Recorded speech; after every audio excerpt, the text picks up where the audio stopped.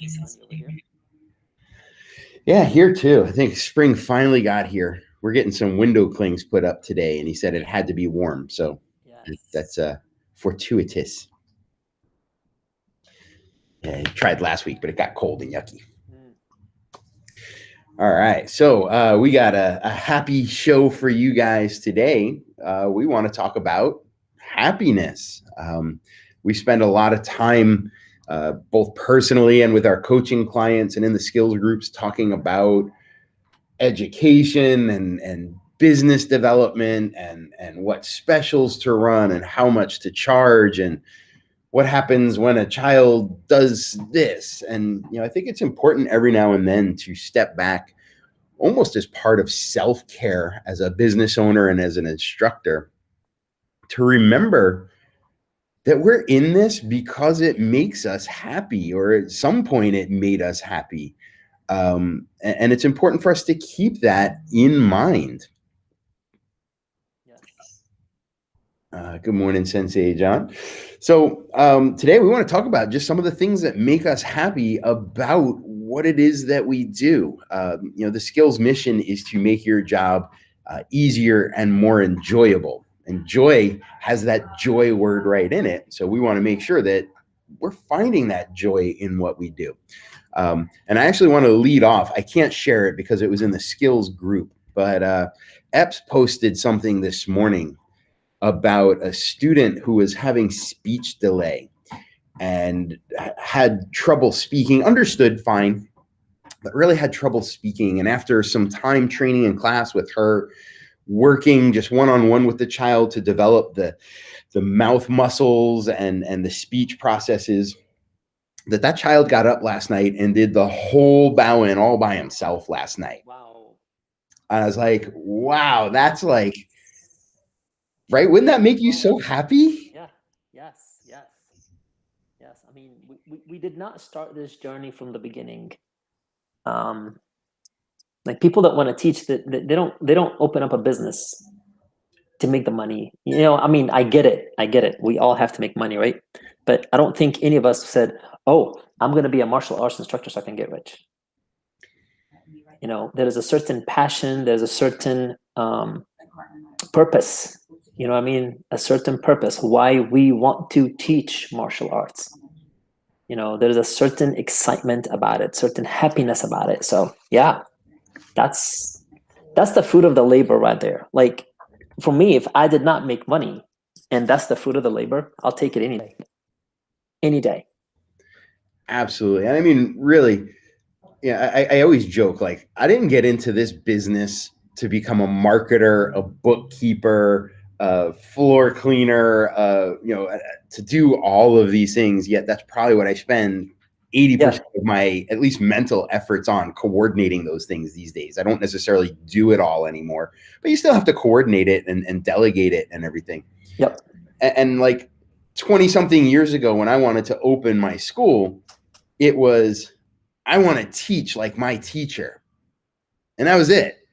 And probably the notion back then was, well, if I teach like my teacher, I will have students to clean the floor and I'll have students to bring their friends. And, now here we are sitting in an office most of the time, getting it done and serving like as the principal of our school or the superintendent of our school. Yes.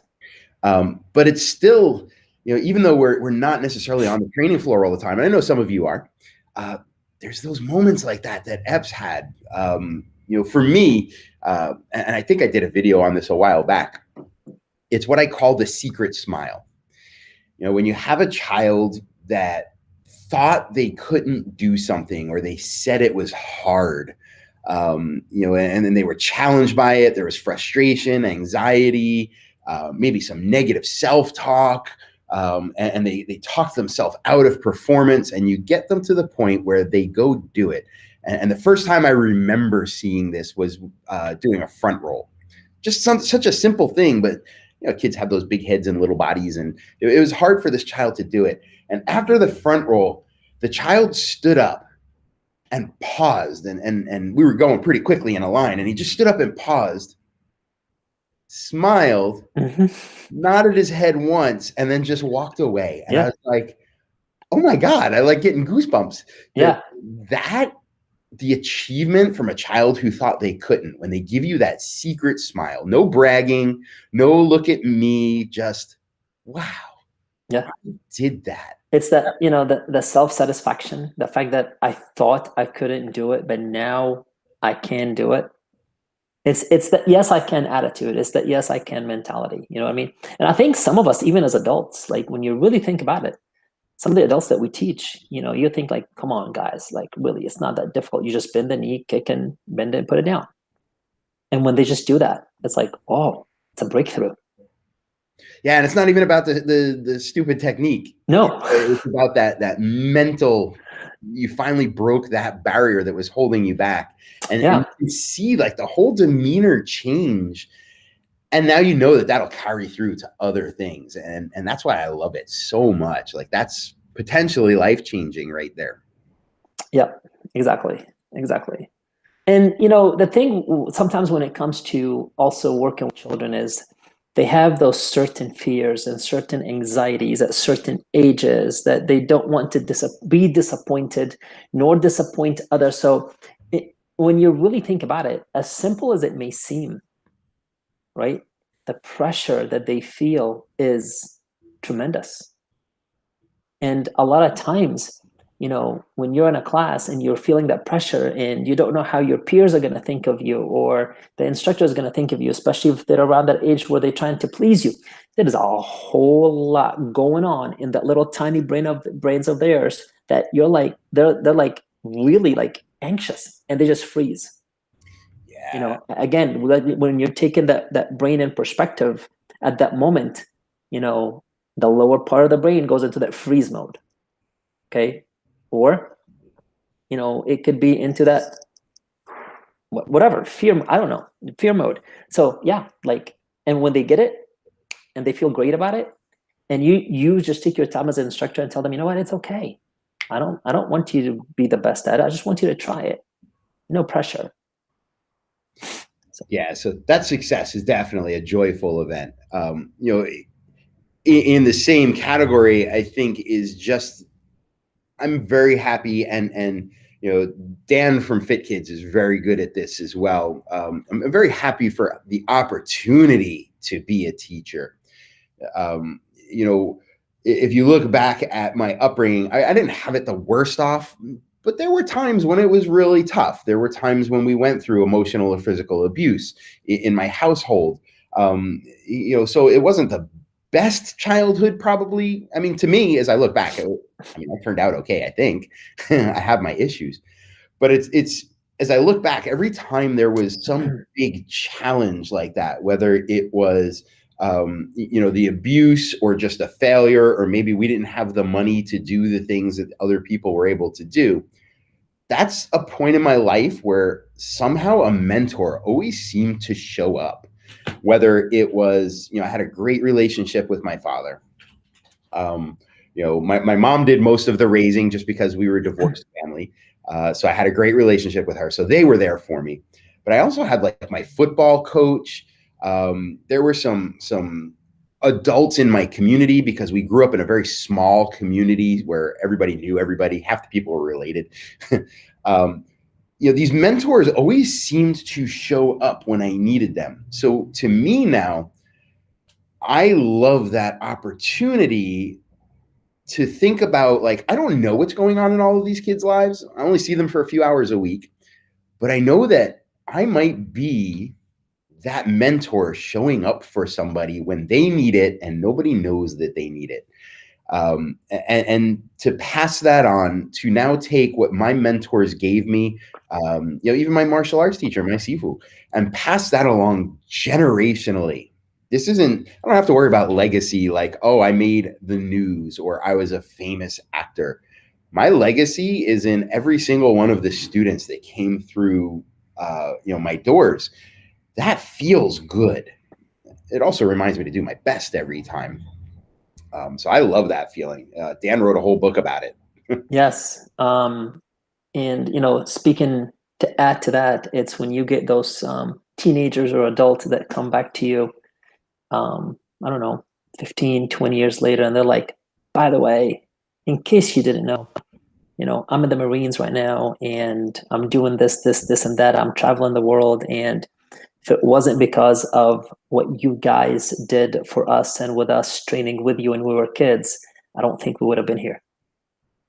Um, Yeah. like this year, we signed on 3 of our students that stopped almost 10 years ago when they were kids. And now they're adults working, and they wanted to come back and continue the training because life, has taken over. I'm like, wow, that's gratifying. That's just, That you is. can't top that. You can't top that. Or because we're both getting of an age when you have that student that you trained as a child who calls you up and says, look, my kid wants to try this. There's nobody else I want except you. And I'm not to the point where I'm doing grandkids yet, but it's coming. I have a couple students who, when I very first started, they were with me, and they have some young grandkids that might come this way. But that's very gratifying. And I've spoken before about one of my most prized possessions is that letter from one of my students who was in the Marine Corps and had some really bad things go on during the Gulf War. And I have a letter from him while he was in Kazakhstan, just saying, like, the things that you taught kept me going. Not necessarily the martial arts. No. Because I'm sure the Marine Corps trained him far better in martial arts than I ever would. But just the mindset stuff, that belief in self, the teamwork abilities, that's one of my most prized possessions. It brings me joy when I break it out every now and then and reread it, because, like I said, it was that impact that I had. Taking it completely, what's the word I'm looking for here? Self-gratifying. I find a lot of joy every day in walking into the school. I've had a lot of jobs, a lot of careers, some better than others. But those of you guys that have known me, I guess beyond about the 5-year point, knew that, well, it was 24 years. So it was 2017 when I quit my corporate job. Paid really good money. It was recession proof. The benefits were awesome. It sucked my soul every day to the point where if I didn't quit, I was pretty sure I was going to jail because I was going to strangle somebody. And Heidi's over there nodding her head right now. Yeah, no. I remember Michael Evans and Mike Evans. Yeah, they were profiles. There were 2 different human beings that I knew. Oh, yeah. So now, like, when I walk in, like, I've always loved being in the school because it was my space. And to this day, like, I enjoy sweeping the floor because it was what my teacher assigned me to do back in the day. It kind of brings me back and all these happy memories to the school. But it's like, when I walk in, it's like, I've done this. I didn't do it alone, obviously, but this is my space. This is a space where I have an opportunity where every sucky experience that I experienced at those other jobs, I have a chance to make different here, whether it's with the kids or my staff or even for my own mindset. Every now and then, you get a crummy day going on, and just being here is like, it brings me joy. It also brings me joy knowing that I can fix all my screw ups because they're mine. Yeah. I mean, how many of us end up having, I don't know, not such a good day, you know what I mean? Or not such a good week, whether it's outside of the, mainly outside of like the dojo, right? Or the studio. And once you go in there and you put your foot on the mats and you start working with your students and individuals, you just tend to forget everything. You tend to forget your pains. You tend to forget your whatever is happening throughout the day, and you become so involved, with those students. That just says a lot about, your passion behind what you do. And, you start finding a way to get that positive energy, that you needed so you can focus again on whatever the issues are, right? Through those students, through those kids, through your members in the studio. So like there is, I mean, like you said, like for myself and for Jennifer, both of us, we had a pretty amazing career. For me, I was an engineer, making pretty good money. And Jennifer is got a master's degree in psychology, and she was working with, as a consultant, as therapist, as, working in her field. But we decided to do this full time. There's a lot to be said for the value of, I guess I'll use your word, passion. I mean, I'm still not quite, well, you know what? I think this month I might have topped what I was making, in the old corporate job. I was making pretty good money. But it was selling my soul for $1 every day. So now, even though maybe I make a little bit less, it's so fulfilling. Yeah. I just feel good. I would do it for free if I could. And I'm sure at one point or another, we've all have done it for free. Oh yeah. And even I know I'm the most expensive in my area, but even with that, if I really wanted to make money, I could be raising my rates a lot more. But I do want to be accessible because I know the impact it had on me. Being in the arts and having that mentor. So, maybe not free, but, maybe not as much as I could be charging. Maybe I need a business coach to work with me on that and charge what I'm supposed to be. No, but it's a mindful decision. Yeah. I make what I need to make. Sure. I'm certainly not hurting. But yeah, just that gratitude all around, the passion. I love it. I love being here. And, you talked about how sometimes you bring your issues in and just being there helps. It's amazing how therapeutic it is working with the kids. And I know we're supposed to leave our issues outside, and that's really easy to say. Sure. A lot harder to do. But sometimes you just come in and the kids have this innocent way of reminding you that all those things you're worried about or upset about, they don't really matter quite as much. They're certainly probably still important and meaningful to your life, but just they're not as important as you think they are. Let them go and just be in the moment. Be here with us. Have fun with us. When especially the earlier kids come up, the 3 and 4 year olds, the 5 and 6 year olds, they're just like, "Can you play with me?" Mm-hmm. Like, wow. Or when they're acting their goofy selves and they're doing something like just totally goofy and you just bust out laughing. Because what else are you going to do, right?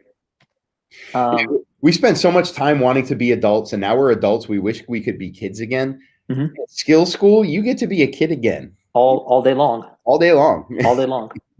Even when you're working with your adults.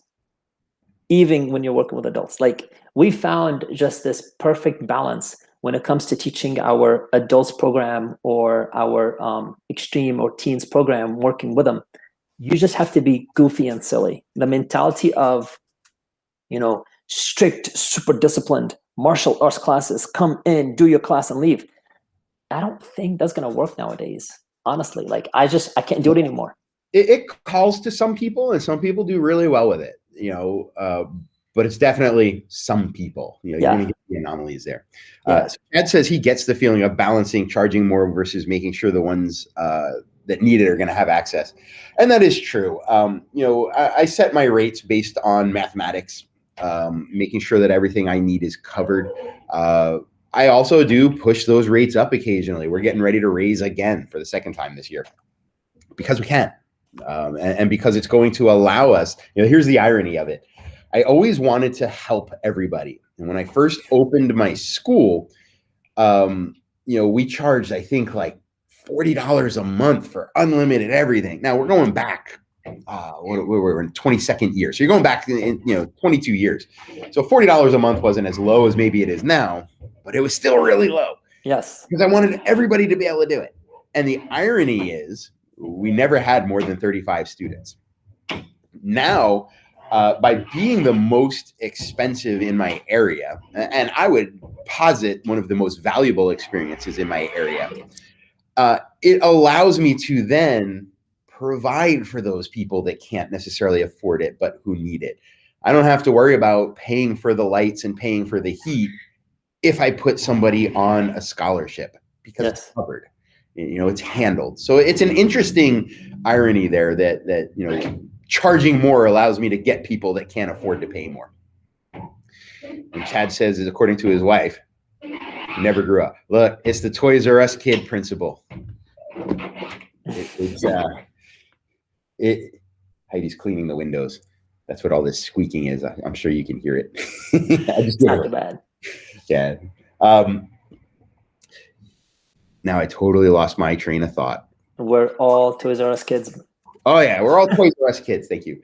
And while Toys R Us may have gone away, I think for those of us that are Gen Xers and maybe even millennials, we really resonate with that. I don't want to grow up. We're the 40 and 50-year-olds that are still playing video games, that are riding around pretending we're Tony Hawk, who's also like late 40s, early 50s now. This is our generation. We want to be kids. We have the responsibility to do what it takes, especially Gen Xers. We were latchkey kids, and we came home and got dinner ready and took care of the siblings and did homework before mom and dad ever got home. So I think we are used to working hard and playing hard. I know people bust on millennials a lot, but I love working with millennials because they have a big sense of, I want to make a difference. I want to make a change, and they're willing to work if you can show them how. I think just sometimes we have communication gaps between the generations. But when you can resonate with an adult and pull out that Toys R Us kid, that just raises the amount of joy in the school between your employees, your parents, even with your spouse. You got to be having fun. I also, by the way, speaking of spouses, I find a lot of joy and happiness being able to work with Heidi. I know John and I, we've toyed around with doing a workshop on this because we get this question a lot, like, how do you work with your spouse or partner or significant other and not want to murder each other or not go out of business or not argue every day? And I think it's because we approach everything with that sense of joy and happiness and maintain it in our relationship first before we take it out to the school. And I've been privileged to go see John at work in his school and to stay in his home and watching the dynamic between John and Jennifer. That also shows there's a lot of happiness there. I'm sure you guys have it out every now and then. Listen, it's a relationship, right? Right. And whether it's a business relationship or it's a marriage relationship or whatever, you're always going to have your, disagreements and stuff like this. It's at the end of the day is, how are you going to solve those problems? And how are you going to be able to, separate, I guess, both, and not let one affect the other. Yeah. And, we approach it as, within the school, you've heard me say my rule is, the core driving principle of Skillz of Patchogue is what's best for the kids. And that's what we base every decision around. And when it comes to working together, it's what's best for us, and that includes and encompasses what's best for the kids because this business is our passion. But then it's also, if we're having a total opposite viewpoint on something, what's best for us is not to argue about it. It's to say, okay, obviously neither one of us has a compelling enough, I'll use the word argument, but I mean it in the classic sense. We don't have a compelling enough argument to convince the other person. So we're not going to fight about it. We're going to go back and do a little more research. Or I'm going to try to approach it from the other person's viewpoint so that I can better understand that perspective and vice versa. Mm-hmm. So when we can approach it from, what's best for us as a couple, and then what's best for the kids as a business, that allows us a lot of alignment and harmony. And when you can have harmony in your life, that will also lead to feelings of fulfillment, happiness, joy, in everything that you do. So if you're working with your spouse and you're coming across these challenges often, we all come across them every now and then. But if it's like a constant, well, she wants to do this and I want to do this, and he did this without me and he didn't ask me, but she just went and talked to the kids and did this, you're missing an alignment there, and alignment leads to joy.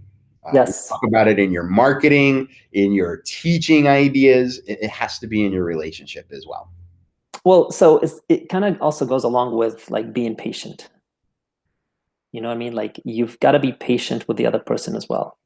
And just like you're going to be patient with the kids. Like I don't expect to tell the kids to do something and get it right away. So therefore, I'm not going to have, when I'm talking to Jennifer, I have to be patient, maybe in the understanding, or maybe I myself, I'm not explaining myself well enough. So she also has to have patience in me trying to explain my point of view, right? But if you tell the child to do a front kick and they do a kick, but they're not chambering correctly, right? Or maybe they're kicking like right at the knee. Well, we gotta have patience with it because their system hasn't grown yet. Their musculoskeletal system has not even developed yet, right? So why should I expect them to do a kick that I'm able to do, or to do a kick that the storm team is able to do? Like, it's just not gonna happen, right? It's the same thing when you're developing your business. You're both, especially when you bring it in a new point. Obviously, you have had time to think over that point of view. You've had time to kind of percolate it in your brain a little bit. You've had time to research it. So now when you go to introduce it to that person, you need to give them time to think through it. So Yeah, and that's interesting. A lot of times we say that one of the biggest challenges with kids is the parents, and I don't mean that in a negative way. I mean that in the sense that sometimes the expectations that parents have are a little bit skewed to the child's stage of development, and when we can put that idea at ease, it helps the relationship between the parent and child and those expectations. We also have to recognize that kids. Development is not linear. There are times when they will backslide or regress, or they go backwards just so they can experiment with new ideas in a way that they're comfortable. So sometimes, like John said, you'll have that front kick going. You come in 3 classes later and they don't have that front kick anymore. And now we can get all upset and say, well, why don't you have that front kick? Or you can recognize that this is natural. Same thing, like Heidi and I very often have the same ideas at the same time because we're so in alignment, and it's very easy for us to just start a conversation very naturally without a lot of preface.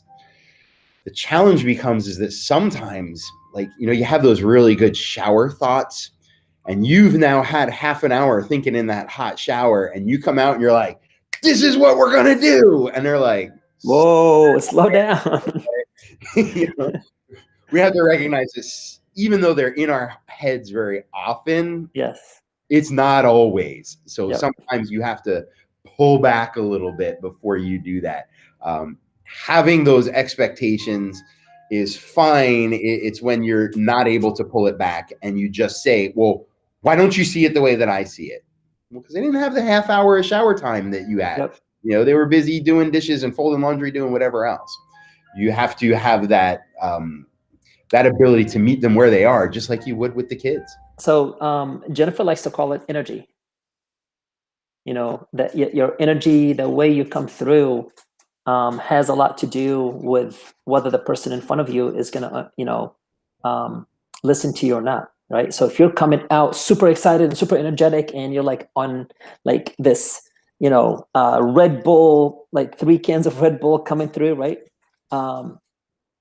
That person in front of you is going to be a little bit like shocked, whether it's an adult or a child, right? So it's the same thing, like you're saying, like, or we've been talking about, when you're working with kids and 3 days later they're not getting that front kick, and your energy comes across like you're disappointed and mad at them or whatever, dude, you just shut them down tremendously, and they don't want to think anymore, and they don't want to do it anymore, right? And How are happiness? Yeah, like how are you going to ignite the reward system in their brain if you put them into the flight or fight or freeze mode? You're not. You know what I mean? It's the same thing when you're working with your partner or you're working with your spouse, like we've been talking back and forth. You know what I mean? I want to introduce it in a way that I'm able to, also excite the reward system, also excite, the the feeling that they can understand you and they feel the same vibes that you feel, right? But if you come across super excited on any level, sometimes they may shut down fast. Yeah, and that's not what we want. We don't want our students shutting down. We certainly don't want our spouses shutting down.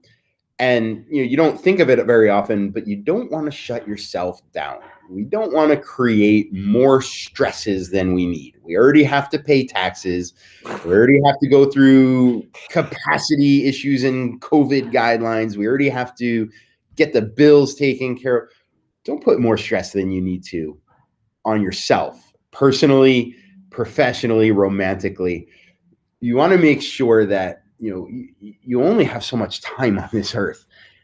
Fill it with joy and happiness. And when you stop feeling that, it's time to step back. It may just be that your perspective has narrowed down to the thing that is right in front of you at that moment. And stepping back will solve everything. It will remind you that, oh, wow, look at that student really crushing it out there today. Or look how happy my spouse is when she walks into the room. Or, look how much fun I'm having doing what I want to do. Sometimes you'll step back and recognize that you somehow had mission shift, and you're not doing what you wanted to do anymore. And it's time to make change.